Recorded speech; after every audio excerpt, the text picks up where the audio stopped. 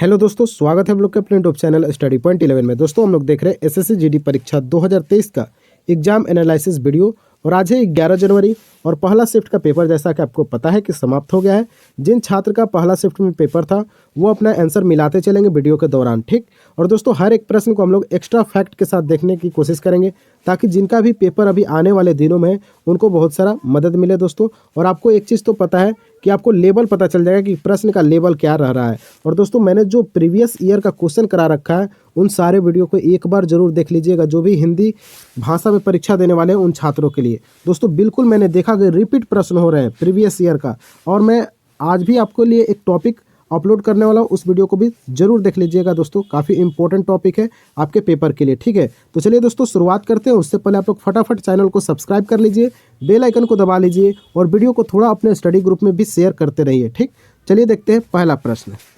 तो ये रहा आपके लिए पहला सवाल। सवाल पूछा गया दोस्तों कि मछली का पर्यायवाची शब्द बताइए। तो दोस्तों ध्यान रखेंगे, मछली का पर्यायवाची शब्द हो जाएगा मीन, मत्स्य, झक, झस और सकरी। इन सारे नामों को आपको याद रखना है दोस्तों। आपके पेपर में भी यहाँ से सवाल पूछे जा सकते हैं, हालांकि ऑप्शन बदल दिया जाएगा, इनमें से कोई आपके ऑप्शन में रहेगा वो आपका सही उत्तर हो जाएगा। दोस्तों हर एक प्रश्न को हम लोग एक्स्ट्रा फैक्ट के साथ जानेंगे, जिससे आने वाले जो बच्चों का एग्जाम है उनको भी फायदा होगा, ठीक है। और जिनका पेपर हो गया वो फटाफट अपना आंसर मिलाते चलेंगे। सवाल पूछा गया था पानीपत के युद्ध से। देखिए दोस्तों पानीपत के युद्ध से 3 सवाल पूछे जाते हैं और उन तीनों सवालों को हम लोग डिस्कस करते हैं डिटेल्स में। देखिए पहला पानीपत के युद्ध की बात करें तो 1526 में हुआ था, बाबर और इब्राहिम लोदी के बीच। कौन जीता? बाबर जीत गया। दूसरा पानीपत का युद्ध 1556 में हुआ, अकबर और हेमू के बीच। कौन जीता? अकबर जीत गया।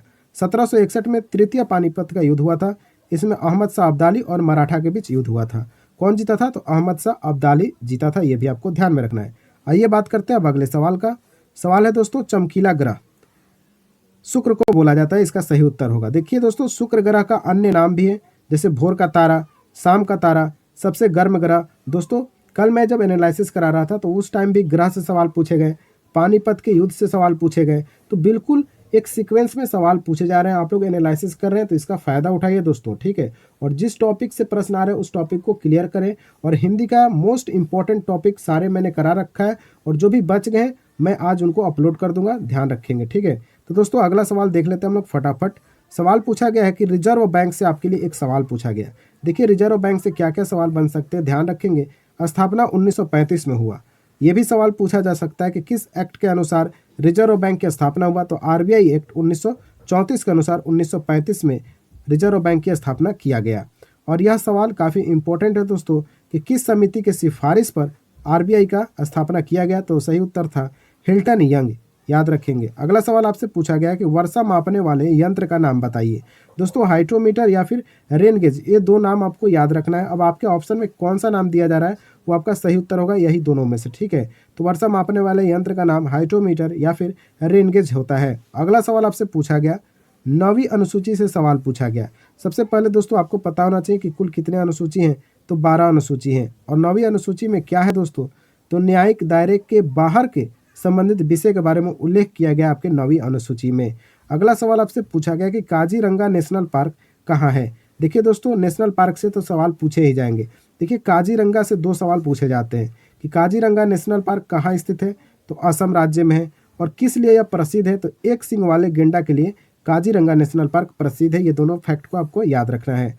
अगला सवाल आपसे पूछा गया है कि भारत की सबसे छोटी सीमा किस देश के साथ लगती है। देखिए दोस्तों सबसे छोटी सीमा की बात करें तो अफगानिस्तान हो जाएगा। और कितना किलोमीटर, तो 106 किलोमीटर, ये भी आपको ध्यान में रखना है।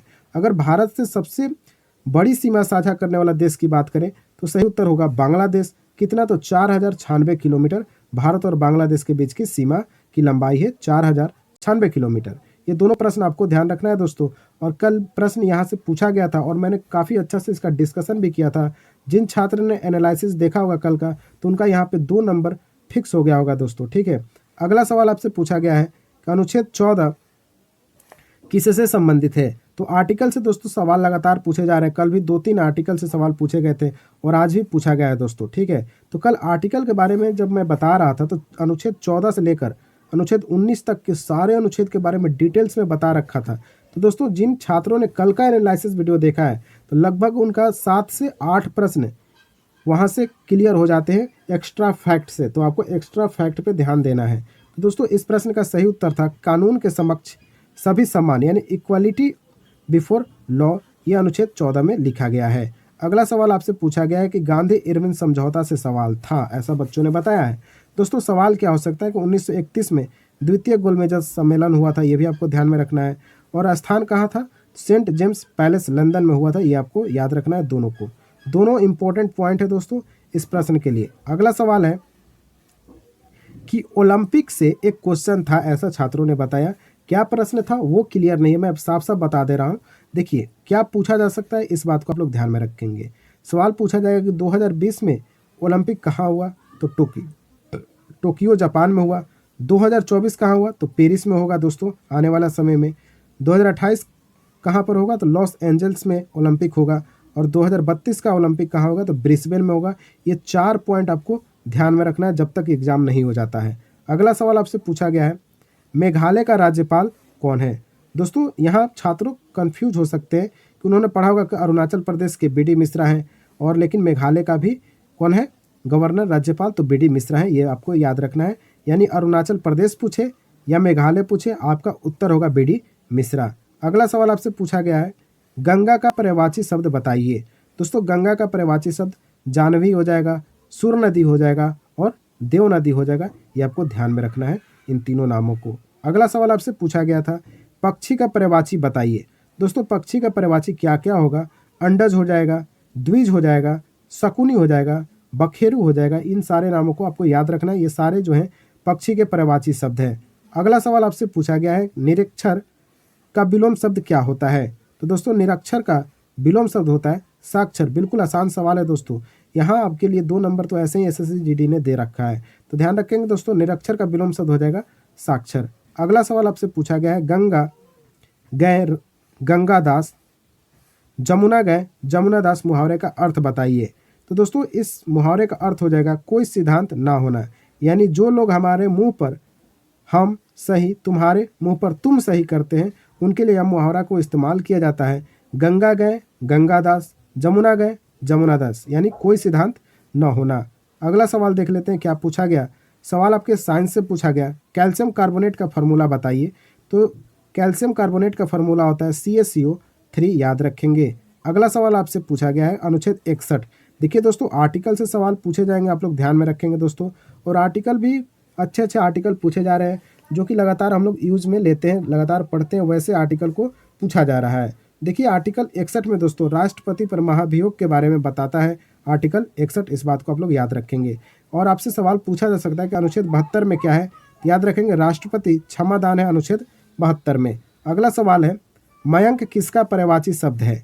दोस्तों मयंक जो है चंद्रमा का पर्यायवाची शब्द है। पर्यायवाची शब्द का मैं वीडियो आज अपलोड करने वाला हूँ, उसको जरूर देख लीजिएगा दोस्तों। करीब 150 प्रश्न है जो कि आपके पिछले 2021 के पेपर में पूछे गए थे, एसएससी जीडी का एग्जाम जब हुआ था 63 शिफ्ट में। तो आप लोग के लिए काफ़ी इंपॉर्टेंट टॉपिक है। वैसे मैंने मुहावरा भी करा रखा है, एक शब्दों का अनेक अर्थ ये भी करा रखा है। तो उन सारे प्रश्नों को आपको देखते हुए चलना है दोस्तों। जाइएगा प्रीवियस ईयर करके आपको मिलेगा प्लेलिस्ट, वहाँ से आप लोग देख लेंगे सारे टॉपिक हिंदी का। दोस्तों अगला सवाल आपके लाला लाजपत राय से पूछा गया है, ठीक है।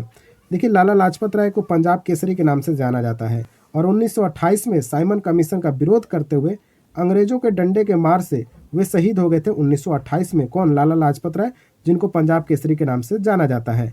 अगला सवाल पूछा गया फीफा से। देखिए दोस्तों फीफा 2022 कहाँ हुआ है? तो कतर में हुआ है, याद रखेंगे दोस्तों। फाइनल किसके बीच हुआ? तो अर्जेंटीना वर्सेस फ्रांस के बीच हुआ था दोस्तों फाइनल। और फाइनल में जीता कौन दोस्तों? तो विजेता रहा आपका अर्जेंटीना रहा, और फ्रांस अगर पूछता है तो उप विजेता रहा, ये भी आपको ध्यान में रखना है दोस्तों। 2026 का फीफा वर्ल्ड कप कहाँ होगा? तो मैक्सिको, कनाडा और अमेरिका, इन 3 देशों को मिलाकर 2026 का आयोजन किया जाएगा फीफा का। तो दोस्तों ये था हमारा 11 जनवरी के पहले शिफ्ट के सारे प्रश्न। आपको ये वीडियो कैसा लगा दोस्तों? एक्स्ट्रा फैक्ट को जरूर ध्यान से सुनना है, मेरी बात को आप लोग ध्यान देंगे दोस्तों, क्योंकि यहाँ से प्रश्न आपके पेपर में पूछे जाएंगे, ठीक है। और बहुत सारे प्रश्न, लगभग 6 से 7 प्रश्न रिपीट हो गए 2 दिन के पेपर में, ठीक है। तो आने वाले अभी 1 महीना पेपर चलेगा, तो बिल्कुल एनालिसिस आपको करते रहना है। और जिस टॉपिक से प्रश्न ज़्यादा पूछा जा रहा है मैं उस टॉपिक को क्लियर कराने का कोशिश भी करते रहता हूँ, ठीक है। तो चलिए दोस्तों मिलते हैं हम नेक्स्ट वीडियो के साथ। उससे पहले आप लोग थोड़ा सा चैनल को क्या कर देंगे, शेयर करेंगे अपने दोस्तों के बीच वीडियो को। अच्छा लगा वीडियो तो लाइक कर दीजिए और चैनल को तो सब्सक्राइब जरूर कर लेना है और बेल आइकन तो दबा ही लीजिए तो अच्छा रहेगा, ठीक है। क्योंकि दोस्तों जब भी मैं वीडियो अपलोड करूंगा सीधे आपके फ़ोन पर नोटिफिकेशन चला जाएगा, ठीक। तो चलिए दोस्तों मिलते हैं अब नेक्स्ट वीडियो के साथ, तब तक के लिए जय हिंद जय भारत।